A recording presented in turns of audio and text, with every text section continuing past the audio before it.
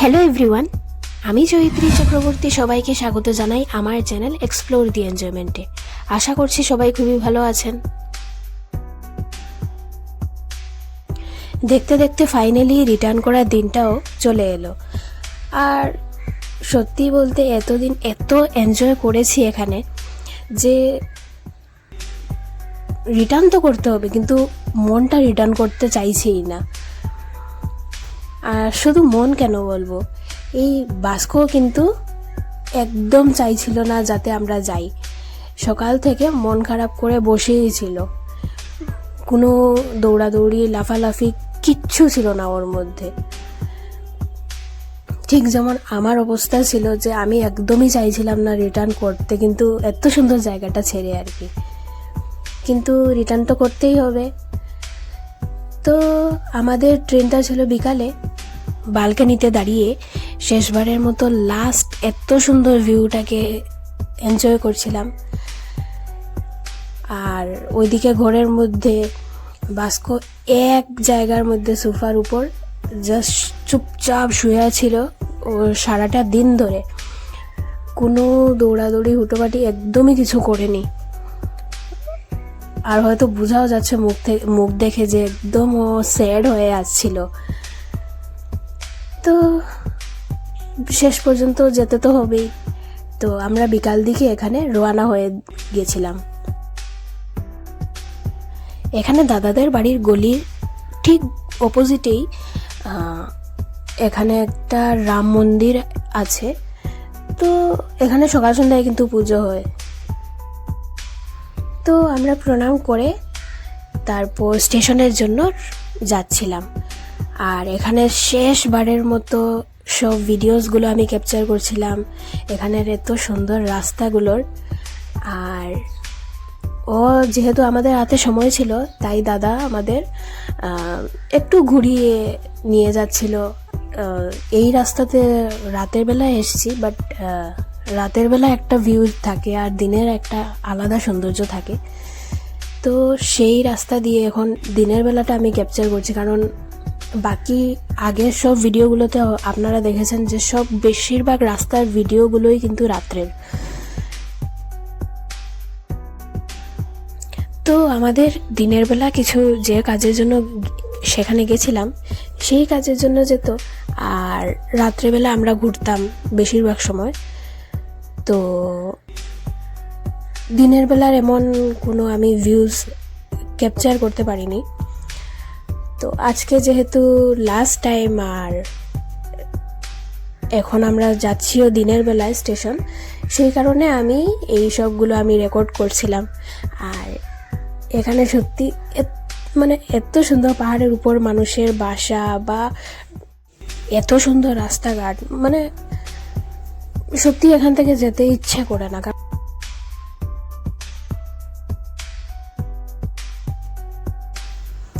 আমরা যারা মানে স্পেশালি যারা বরাক ভ্যালি মানুষ, আমরা যে রাস্তার সাথে অভ্যস্ত, বা আমাদের শহরগুলো ছোট, অনেকটা ছোট স্পেসে, তো সেখানে রাস্তাঘাটগুলো অত্যন্ত ছোট, জ্যাম বিশ্রীভাবে লাগে। এখানে ট্রাফিক জ্যাম সত্যি ভীষণ বিশ্রীভাবে হয়।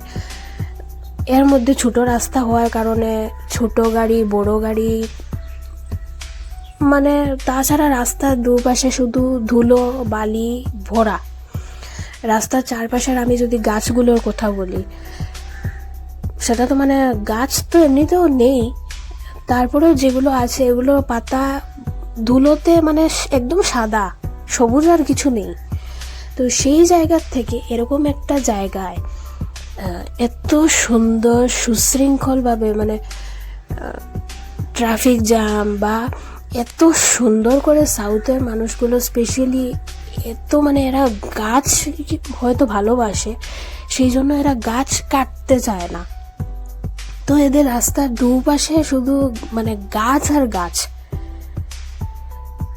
তো এটা ভীষণ ভালো লাগে, যেটা আমাদের বরাক ভ্যালিতে যদি হতো সত্যি অনেক ভালো হতো। বাট ইন ফিউচার হবে কি না বা কি জানি না, বাট আমার এই জায়গাতে ভীষণ ভালো লেগেছে, আর আমি চাইবো যে আমি যেন আবার আসতে পারি এখানে। এই যে গল্প করতে করতে এখানে আমরা চলে এসেছি স্টেশনে, বিশাখাপট্টনম স্টেশন। আর এখন সন্ধ্যার আগে আমরা এসে পৌঁছে গেছি এখানে। তো আমাদের হাতে বেশ অনেকটাই সময় আছে। তো এখানে আমরা ঢুকে পড়েছি স্টেশনে। আর স্টেশনে ঢুকে আমরা বসে ওই গল্প, একটা লাস্ট একটা ফটো, ওই সবই আমি মেমোরিজ জাস্ট রাখলাম। আরও যদি আমি কোনো ফিউচারে যেতে পারি কখনো, তাহলেও এটা সাথে থাকবে। আর যদি না হয় তাহলেও এইগুলো একটা মেমোরিজ যেটা আমার কাছে সব সময় থাকবে। এখানে আমাদের ট্রেন আসার অ্যানাউন্সমেন্ট করে দিয়েছে। তো প্ল্যাটফর্ম 1-এই আসছিল। তো আমরা এসে পড়েছি এখানে, আর এখানে আমাদের ট্রেনটা আসছিল। আর খুব বেশি সময় এই স্টেশনে দাঁড়ায় না, বিশাখাপট্টনম স্টেশনে খুব সম্ভবত 10 থেকে 15 মিনিটের মতো ছিল। তো এখানে বিশাখাপট্টনমকে বাই বাই করে আমাদের ট্রেন শুরু হয়ে গেছিল। আর তো বাস রাতের বেলা এখন তো কিছু ছিল না, তো বেশ অনেকটা মন খারাপ নিয়ে বিশাখাপট্টনম ছেড়ে দিয়েছি। আর রাতের বেলা আর তো কিছু ছিল না, তো আমরা ঘুমিয়েই গেছিলাম। তো এবার এই সিনারিগুলো দেখতে দেখতে আমি ট্রেনের ইনফরমেশনটা দিয়ে দিই। আমাদের ট্রেনটা ছিল CBE SCL SF এক্সপ্রেস, যেটি কোয়েম্বাটোর জাংশন টু শিলচর। আর ট্রেনের নাম্বারটা ছিল 12515, যেটি রবিবার থেকে যাত্রা শুরু হয়। আর আমাদের ছিল সোমবার, মানডেতে সন্ধ্যা 7:25। তো ওই দিন ট্রেন একদম অন টাইম ছিল। আর শিলচর পৌঁছানোর টাইমটা ছিল বুধবারে 3:55 টাইম। বাট এখনও তো জানি না এখন ট্রেন কতটুকু দেরি করবে। এই ট্রেনটা উইকলি চলে। তো রবিবারে কোয়েম্বাটোর থেকে এর যাত্রা শুরু হয়, আর সোমবারে বিশাখাপট্টনম এসে পৌঁছায় সন্ধ্যার দিকে। আর বুধবারে বিকাল অলমোস্ট 4টা সাড়ে 4টার ভিতরে শিলচর পৌঁছানো যায়। তো আমাদের তো অন টাইম ছিল, তো আমরা উঠে পড়েছিলাম। আর এখানে তো এখন পরের দিনের বেলা পুরোটা আবার মেঘলা ছিল। তো আমরা ভাবছিলাম হয়তো বৃষ্টি দেবে, একটু বৃষ্টি দিয়েছে, কিন্তু খুব বেশি এমন ছিল দেয়নি। আর সবচেয়ে বড় কথা যে এসির মধ্যে থাকলে বোঝাও যায় না যে কতটা গরম লাগছে, কি বাইরে বৃষ্টি দিচ্ছে কি না। তো দুপুরবেলাতেই আমরা ওয়েস্ট বেঙ্গল এন্ট্রি করে ফেলেছি। তো এখানে আমি মিষ্টি দই নিয়েছিলাম। আর মালদাতে এসে তো বেশ কিছু সময় তো ট্রেনগুলো থামে।